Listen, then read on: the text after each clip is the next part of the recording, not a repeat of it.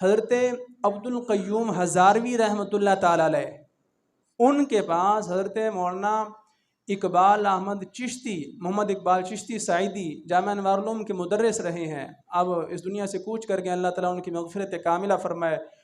وہ اپنے استاد صاحب کے پاس پڑھنے کے لیے گئے اور پڑھتے رہے۔ کچھ کلاسیں پڑھنے کے بعد جب گھر کا نظام ذرا مشکل ہوا تو اپنے استاد صاحب سے کہا، مولانا عبدالقیوم ہزاروی صاحب سے، کہ مہربانی کریں آپ مجھے اجازت عطا فرمائیں، میں اپنی تعلیم کو مزید آگے نہیں بڑھا سکتا۔ اور مخلص استاذ جو ہیں، جو اپنے بچوں پر محنت کرتے ہیں، انہیں پھر دکھ بھی ہوتا ہے جب بچہ چھوڑ کر جا رہا ہو۔ بھی آپ کی کیا مجبوری ہے جی، گھر کا نظام نہیں چل رہا، میں محنت مزدوری کروں گا اور گھر کا نظام چلاؤں گا۔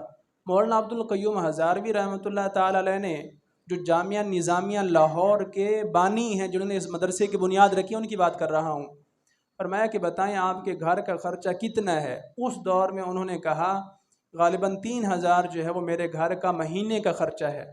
مولانا عبدالقیوم ہزاروی رحمۃ اللہ تعالیٰ علیہ نے فرمایا کہ آپ دین پڑھیں، دین سیکھیں، ہر مہینے جس طرح باقی اساتذہ کو تنخواہ دی جائے گی ویسے ہی آپ کو گھر کا خرچہ بھی دیا جائے گا، آپ کے اپنے اخراجات کو بھی پورا کیا جائے گا۔ پھر وہ مفتی محمد اقبال سعیدی صاحب، وہ شیخ الحدیث بنے جامعہ انوار العلوم میں، ساری زندگی انہوں نے پڑھایا ہے۔